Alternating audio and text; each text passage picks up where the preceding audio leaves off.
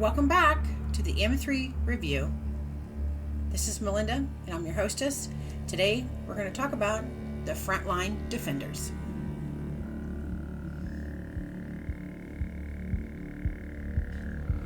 Listener, before we talk about coding, documentation, or reimbursement, we need to understand what is at stake.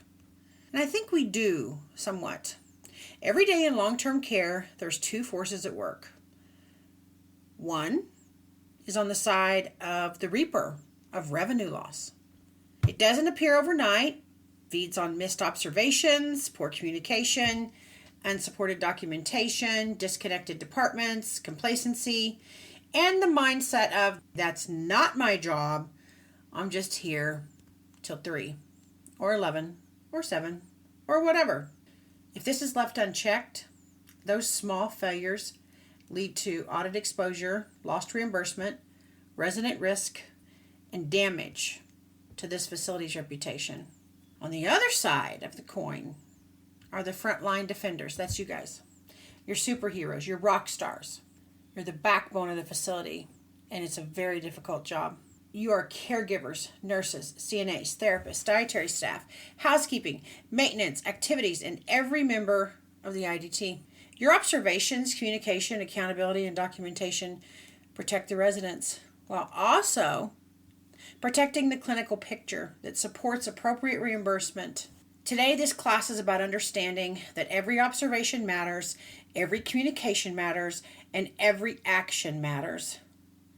You can't eliminate all the risks that we have in long-term care as providers, but together we can eliminate preventable loss. Let's meet the enemy, then let's learn how to defeat him. Let's get to know our enemy, the Reaper. He doesn't suddenly appear on the day that a resident declines, or the day that the surveyors walk in, or the day that you send your reimbursement stuff off and you find out you're not getting good reimbursement. The Reaper feeds on small things. They might seem insignificant at the moment, but it's missed observations, poor communication, like you notice a change, but you think so-and-so reported it, so you don't report it.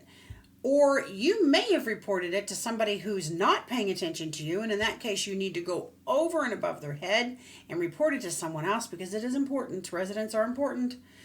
The Reaper feeds on incomplete documentation, so if it wasn't documented, it can't be defended, and during an audit, excellent care is invisible if it's not documented.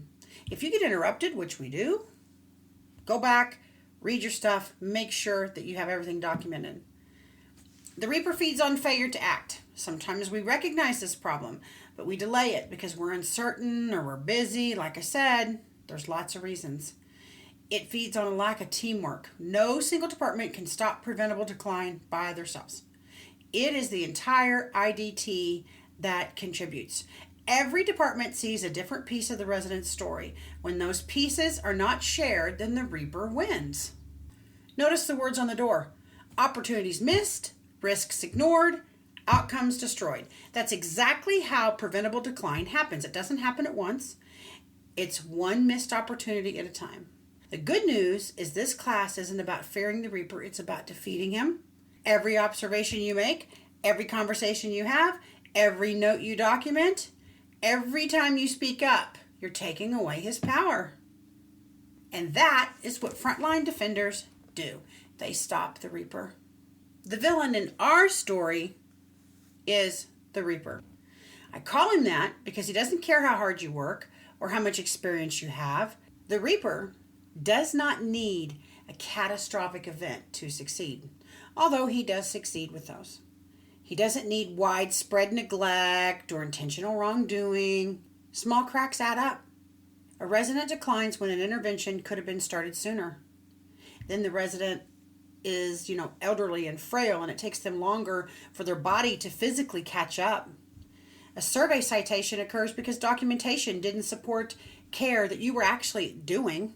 And reimbursement is lost because the clinical picture wasn't fully captured in the medical record. Again, you were doing the work. Often that's what happens. Here's the good news. Every item on the resume of the Reaper is preventable. He doesn't win because he's powerful. He wins when the team isn't connected. And that's exactly why this Frontline Defender series exists. Every department has a weapon against the Reaper. Nursing, therapy, dietary activities, housekeeping, social services, environmental services. Each discipline sees something different, and when those observations are shared, documented, acted upon, those small cracks disappear. And who wins? The residents. They win. And throughout this series, we're going to build those weapons one at a time until the Reaper has nowhere left to hide. Slide 4. The rock stars, the heroes, the Frontline Defenders. This is you guys. You notice the changes, you speak up, you tell your nurse documents, you protect the residents, you protect each other, and you never stop advocating. Weapon number 1 against the Reaper, observation. Maybe a resident who always finishes their meal suddenly doesn't. Or they normally walk to the dining room and today they want a wheelchair. Or maybe they talk your leg off and today they won't talk to you at all. Those are clues. Don't ignore them. I know you see them. Changes in appetite, increasing fatigue, withdrawal, skin changes, respiratory changes, new pain, a decline in function. They all are telling us something. They may be the first indication that a resident is developing an infection, becoming dehydrated, experiencing a new pain related to a new medical problem, or beginning a significant clinical decline. You only have to recognize it, and I know you do, and you have to report it. That's how you protect the resident. When you report it, the nurse, the therapy team, the dietitian, the MDS coordinator, they can all take the next step, and that's how we protect the team. And when the problems are identified early, we avoid preventable hospitalizations, improve outcomes, support accurate documentation, and capture the care the resident truly needs. That's how we protect the revenue. And we're not a charity. You got to have money. Remember, the Reaper doesn't need a catastrophe. He only needs one small change, one small crack that nobody noticed or nobody reported. Our observation is our first weapon because it gives the entire team time to act before small changes become big problems. Our second tool is communication. First, you speak up.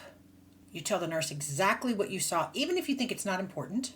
And then the receiver should listen without assumptions or interruptions. The interruptions, if possible.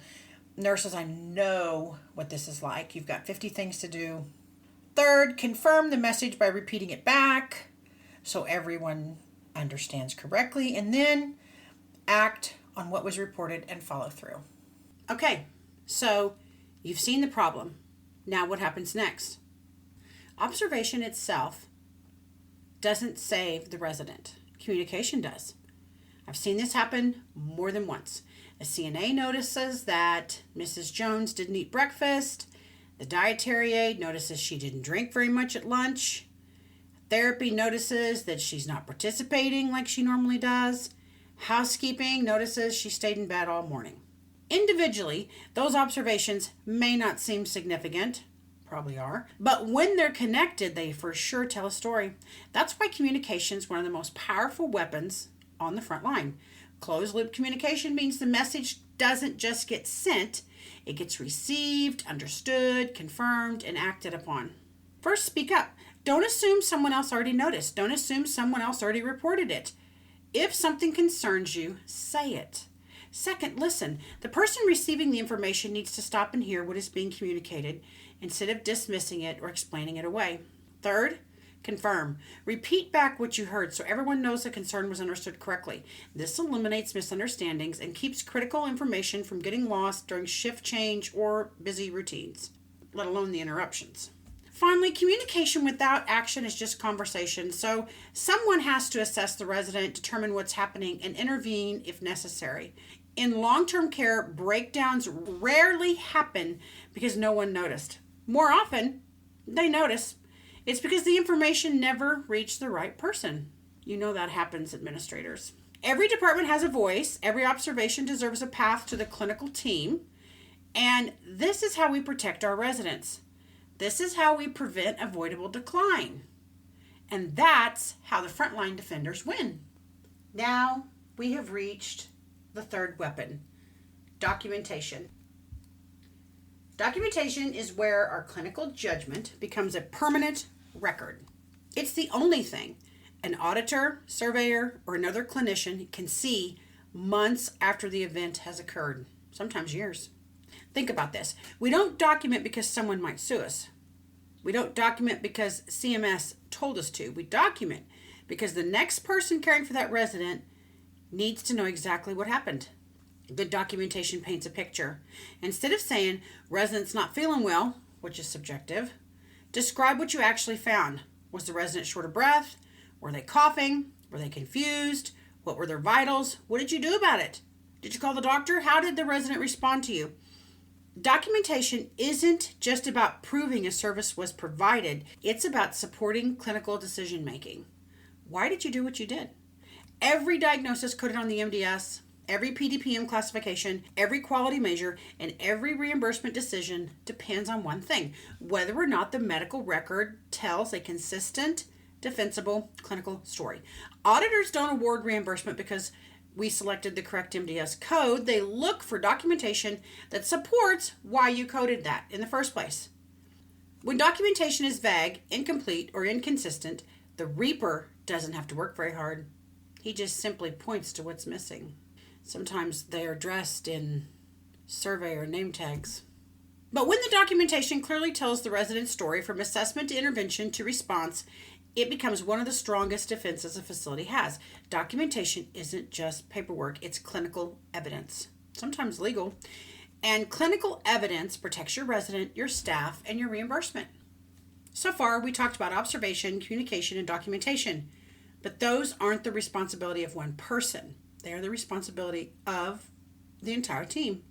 When people hear the phrase, saving lives, they think code blue, emergency room type things. But in long-term care, lives are saved quieter. They're saved because a nurse recognizes that a resident who could lie flat yesterday can't today.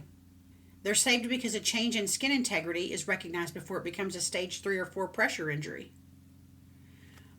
These aren't just nursing tasks, they're opportunities to change the resident's outcome. And as nurses, we have a unique responsibility to take all of these pieces of information, the assessment, the history, the observations from the other departments, and determine what they mean clinically, put it into the doctor's hands. It's an opportunity to identify a new diagnosis, prevent a hospitalization maybe, intervene before a crisis, and accurately reflect the resident's true clinical complexity. That's why the CMI isn't something that begins in the MDS office. It begins in the resident rooms. When the nurses recognize changes early and can assess them and ensure they're supported by appropriate documentation, the MDS becomes a reflection of the resident's true condition, which is what it should be.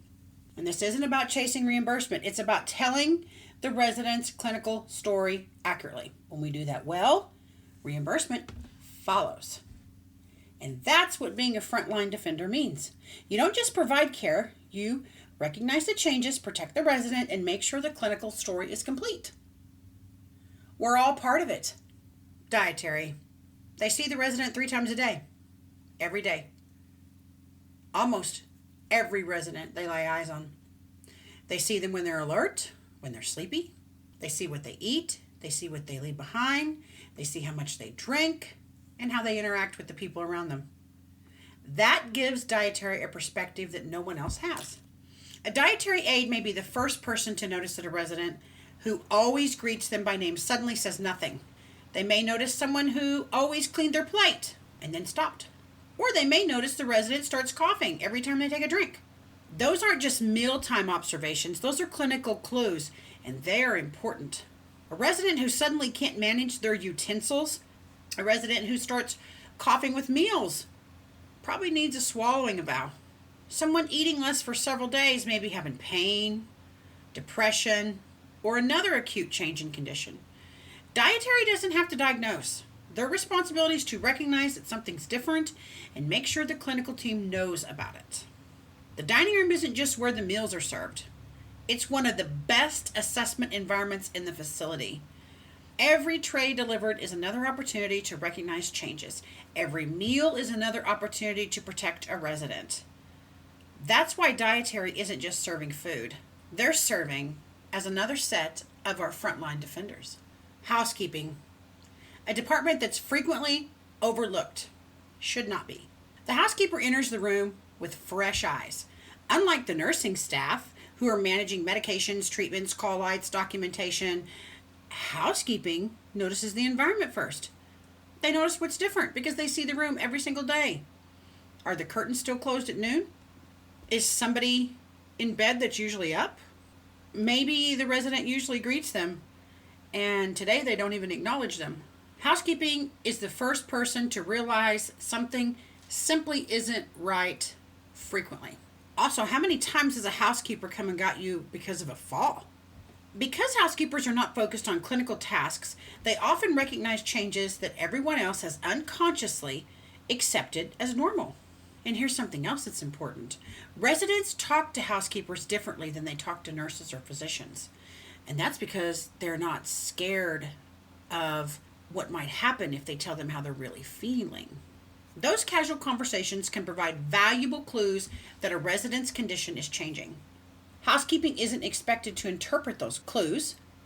They don't need to decide whether the resident has an infection, heart failure, or something else going on.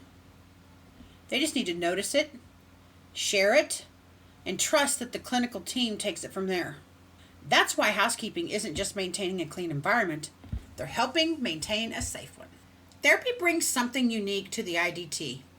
They don't just notice that the resident has changed, they can often measure exactly how they've changed. A resident may tell everyone they're doing fine, but when they can no longer walk the same distance, need more rest breaks, require additional assistance to stand, or lose the ability to complete tasks they performed just days ago, those are objective findings. Therapists are constantly comparing today's performance to yesterday's. That's powerful information. A resident who suddenly loses endurance may not simply be having an off day. It might be the first indication of heart failure, anemia, medication side effects, or another underlying medical condition. Likewise, a resident who refuses therapy after previously participating enthusiastically deserves a closer look. Sometimes, the reason isn't lack of motivation. It's pain, delirium, depression, illness. All the things. Therapists see movement in ways that the rest of us don't. They recognize the subtle changes in balance, coordination, posture, gait, body mechanics, and sometimes they're not obvious to everyone else. When therapy shares those findings with the IDT, they're doing much more than documenting progress towards goals, which they're also doing that. They're providing objective evidence that a resident's clinical status might be changing, and those measurements influence physician decision-making, nursing interventions, care planning, and MDS coding because they help demonstrate the resident's true functional abilities and care needs. Therapy isn't just helping residents recover function. They're helping the entire team understand when function is changing, and that knowledge gives us the opportunity to respond before a temporary decline becomes a permanent one. Activity, people. Activities has one incredible advantage over every other department. They meet residents during moments that are supposed to be enjoyable. Nobody comes to bingo because they're sick or joins a card game because they need a treatment. Activity sees residents when they're socializing, laughing, solving problems, telling stories, interacting with the people around them. That means that sometimes they're the first ones to recognize when a resident stops being themselves. Maybe the resident never misses bingo, and today they did. Or maybe they always talk a lot, and today they had nothing to say. Those changes don't announce a problem. They whisper it. Activity staff build relationships that are different from everyone else's. Residents frequently tell them things that they haven't shared with nursing or therapy. They may mention that they're worried, that they're lonely, they're having pain, or they don't feel like themselves. And these conversations are incredibly valuable. They provide context. When the activities department tells us observations, that helps us understand what the residents are going through. And the baseline matters. We can't recognize a change unless we know what normal looks like. Activities helps preserve that knowledge. They remind the team that we're not just treating diagnoses, we're caring for people. with personalities, routines, interests, and purposes. And sometimes the first sign that something is medically wrong isn't found in a lab or a vital sign. It's an empty chair at bingo. Our next department is social services. They understand the human side of health. When a resident becomes withdrawn, refuses care, loses interest, or begins expressing hopelessness, the cause isn't always medical. But it always deserves attention. Social services has the time to sit down, ask questions, and listen. They learn about the resident who just lost a spouse, the veteran who struggles every Memorial Day, the resident who's worried about finances, misses home, or feels like they've lost their purpose. Those conversations matter because emotional distress doesn't stay confined to emotions. It affects your sleep, your appetite, pain, willingness to take medications, social engagement, all the things. Social services also serves as the resident advocate. They recognize when fear is driving refusals, when grief is being mistaken for noncompliance, or when a sudden personality change may actually be signifying something medical is going on, rather than it's just aging. Sometimes what looks like depression is delirium, and sometimes anger is pain. Sometimes the quiet resident isn't choosing isolation, they're just struggling. Maybe it's cognitive decline, illness, hearing loss, could be lots of things. But understanding the resident's story, social services helps the entire team provide care that is individualized rather than routine. That information strengthens care planning, supports appropriate diagnoses, and helps ensure the medical record reflects not just what's happening to the resident, but why it matters. Every resident has a story, and sometimes the most important clinical clue is found in a conversation. When people hear the word maintenance, they think about light bulbs, plumbing, broken beds. But in long-term care, maintenance is responsible for something much bigger. They protect the environment that the residents live in. Think about how many residents depend on equipment that you never think about. Concentrators, suction, call systems, bed alarms, wheelchairs, lifts, electrical outlets, handrails, and emergency power. Many examples. When one of those systems fails, it isn't just an inconvenience. It can quickly become a resident safety issue. Maintenance staff are often the first to recognize equipment that's not functioning correctly because they have to go around and do checks. Those observations will never appear on the MDS, but they absolutely influence resident outcomes. Reliable equipment allows treatment to be delivered correctly, mobility to remain safe, and residents to receive the care they need without unnecessary interruptions. Maintenance plays a critical role in preventing accidents before they happen, and sometimes after. A loose handrail, an uneven floor transition, a malfunctioning door, a broken wheelchair brake, a damaged bed may seem like a building issue, but to the resident, it can become a fall, an injury, or a hospitalization. And that's why maintenance is an essential member of our team. Their work creates a safe environment that allows every other department to provide care successfully. Residents may never know the name of the person who repaired their oxygen equipment, but because that person did their job well, the resident remains safe. And that's what we do as Frontline Defenders. We've spent this entire program talking about the Frontline Defenders. Nursing recognized the change, dietary notices what happens at meals, housekeeping saw something wasn't right, therapy measured the functional decline, activities recognized a change in behavior, social services understood the psychosocial impact, maintenance protected the environment. Now, every one of those observations arrives at one place, the MDS coordinator. Their job is to make sure that the story is complete, accurate, supported, and captured at exactly the right time. Their role is part investigator, part analyst, and part quality control. Has every diagnosis been validated and supported? Has every decline been followed up on? Is there documentation to support the coding? Did we choose the correct assessment reference date? Have we connected all the pieces of every department? The MDS does not create reimbursement. The resident's condition creates reimbursement.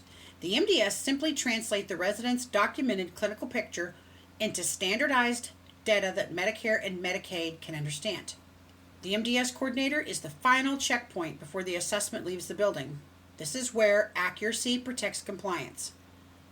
This is where clinical complexity is reflected honestly. And this is where the work of the entire IDT comes together. They all lead here. And that's why every assessment truly is the last line of defense before revenue is earned or lost. So in conclusion, where does all of this lead? It leads here. Clinical excellence and financial success are not competing priorities. They're connected. While residents receive excellent care, changes are recognized early, clinical pictures accurately captured, and every department works together. And when this happens, everyone wins. And that's how we break the chain of poor outcomes and revenue loss. Thank you for being a frontline defender. The work you do matters, the residents you serve matter, and every action you take has the power to change an outcome. Protect the resident, protect the record, protect the reimbursement, and never forget, excellence is always worth defending. Thanks for listening to the Frontline Defenders First Class, the Reaper of Revenue versus the team that stops it.